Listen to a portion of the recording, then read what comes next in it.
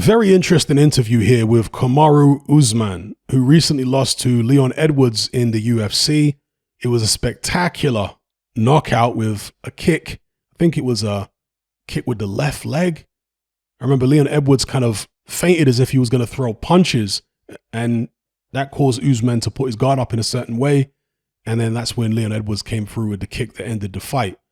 I'm not really a big UFC guy. I do watch it here and there, but I'm not hardcore when it comes to MMA.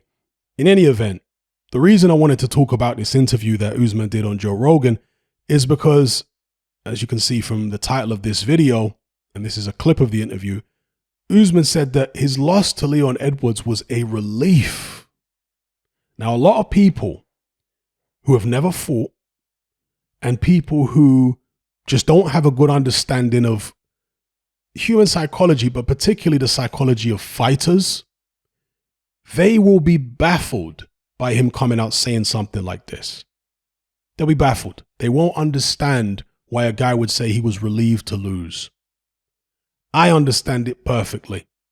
Not because I've ever been in the same position as an Usman or any top fighter, but I know enough about psychology. I can put myself, or attempt to put myself, in the shoes of these people enough. I've had enough experience in life and observed enough things and have thought deeply enough about things to understand where he's coming from.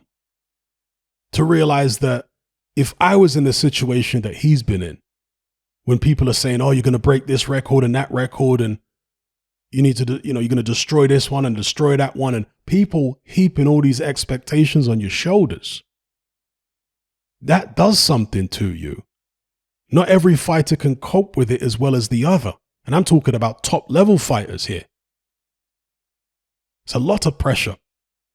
You see, when nobody expects anything from you, then you go in the ring and you're like, well, if I lose, I'm not really going to get a massive amount of criticism because nobody expected me to win anyway.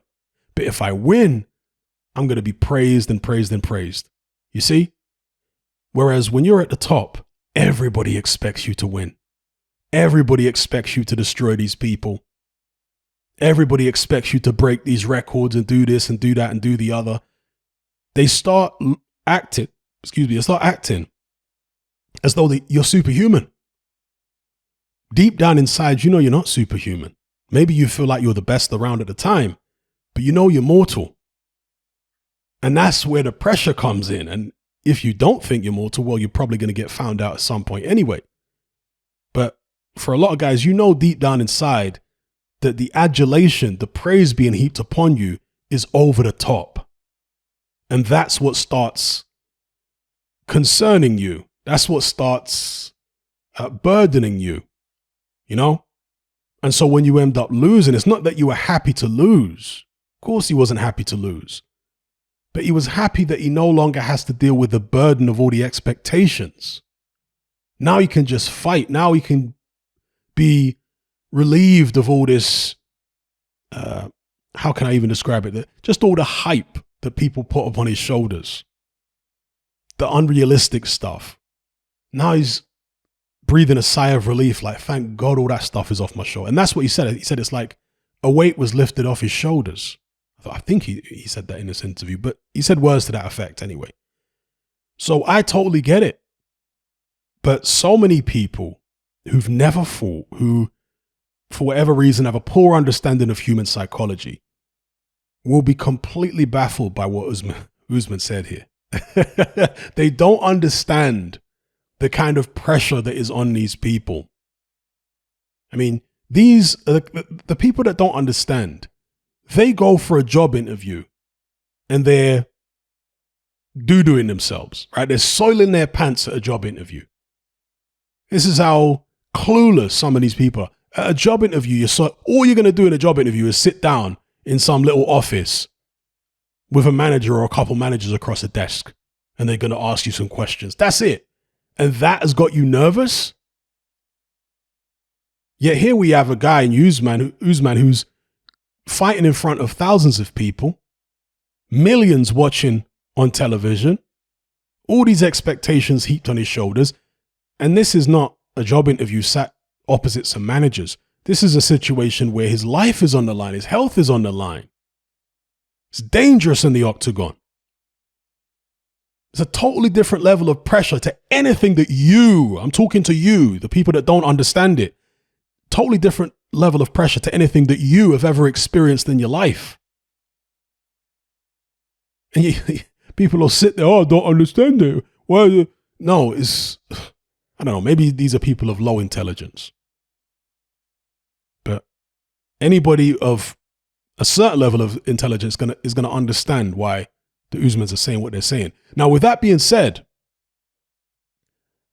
you could certainly argue that there are other fighters out there who handle the pressure better. There are going to be other fighters out there who, when they lose, they don't feel a sigh of relief. Or they don't breathe a sigh of relief. They feel terrible. You know? They loved the moment. They loved being on top. They loved all the pressure. Some guys are like that. And you could say that those guys might have an advantage over someone like Usman. And I'm using Usman as an example because there are so many other fighters, not just in MMA and UFC, but in boxing and various other combat sports and in life in general, right? So as good as Usman was, some people could argue that there are other fighters who are maybe stronger mentally. Not that Usman's weak mentally, but there are levels at the elite, in the elite part of combat sports.